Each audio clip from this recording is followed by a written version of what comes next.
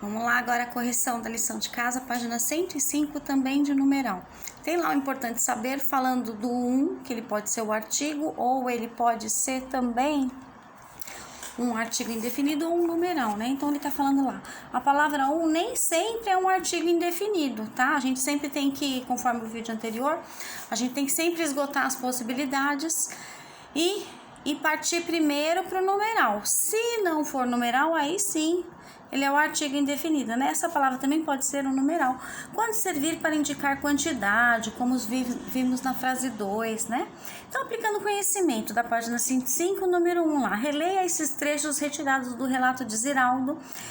Vamos lá, abre aspas, ela era discípula de Helena Antipoff, que revolucionou o ensino básico em Minas Gerais na década de 1940, fecha aspas. E tem uma segunda frase, abre aspas também. Na segunda-feira, ela mandou me chamar na secretaria. Você fez primeira comunhão ontem, não fez? Fecha aspas. Ponto de interrogação é uma pergunta, né? Aqui o narrador se refere quando usa a expressão década de 40. Então, aos 10 anos, que correspondem a um período de 1940 até 1949, tá? Então, seria isso, a década de 40, neste período de 1940, tá? Até 1949, que aí depois vai ficar a década de 1950, tá bom? Eu nasci em 1972, então eu sou da década de 70. B. Transcreva a frase 2, as palavras que indicam ordem. Então, lá tem lá a primeira, né? Essa é uma ordem. Depois C. Como se classifica o numeral encontrado na frase 2? Tem lá numeral ordinal na frase 2. Na segunda-feira, ela mandou me chamar na secretaria. Você fez primeira comunhão ontem, não fez? Olha lá, a palavra primeira, numeral cardinal. Essa é a resposta. Ordinal. Essa é a resposta. 2. Observe a folha de cheque. Bom, o cheque ele não está em desuso, tá? Ele ainda existe. Não sei se vocês já preencheram algum cheque na vida, tá? Então vamos fazer agora. E do outro lado da folha tem o verso, a outra parte do cheque, tá? O verso não, porque na realidade ele tem como assinar do outro lado, mas não é uma outra coisa do outro lado, já eu explico. Vamos lá, vamos por partes. Então, número 2. Observe a folha de cheque, essa que eu acabei de mostrar, verificando para que servem os numerais e as formações que aparecem nela. Então, aqui a gente chama de canhoto do cheque, que você fica com essa parte. Então, digamos, vem 20 folhinhas, você fica, e aí você anota para você ter controle dos seus gastos, dias, aonde você gastou, qual o valor, tá bom? Quando você for tirar um extrato, você confere. Aqui nós temos a quantidade do valor do cheque, e aqui você escreve por extenso, tá? Na língua portuguesa, os números. Então, vamos lá. Este cheque é de R$36. Então, você vai colocar 36 numeral, já tem o R cifrão, que já quer dizer reais, então você não precisa escrever a palavra reais. E por extenso sim, aí na linha de baixo você vai escrever R$36, tá bom?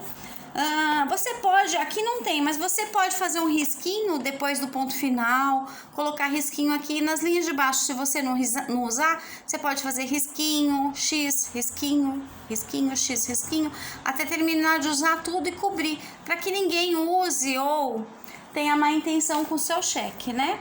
Depois você coloca na linha de baixo lá o cabeçalho São Paulo, 19 de junho de 2013. Isso é o exemplo do livro, tá? Pode ficar a data que você fez a sua lição de casa, não tem problema, que é referente à semana passada. Que cai em junho também, só que 2020. Então, você vai colocar o número 2 e o número 0, né? A assinatura, você tem assinatura? Se você tiver, você já pode fazer a assinatura, né? Mas você não vai assinar porque não está no seu nome. Esse cheque já está no nome de outra pessoa, senão fica falsidade ideológica. Lineu, Lananã, Bergonza, já tem até o CPF, ele é cliente desde 2011, tá vendo? Lá no finalzinho do cheque, é bom observar essas coisas para conhecer. Do lado esquerdo tem o banco, o endereço desse banco, e tem um monte de numeral embaixo, porque é o número da conta e o número do cheque, é a identificação do cheque, tá bom? Para quando o banco fizer a compensação, né, for dar em dinheiro, digamos que você queira trocar isso daqui em dinheiro ou pagar alguma conta, tem que ter a identificação do cheque, tá?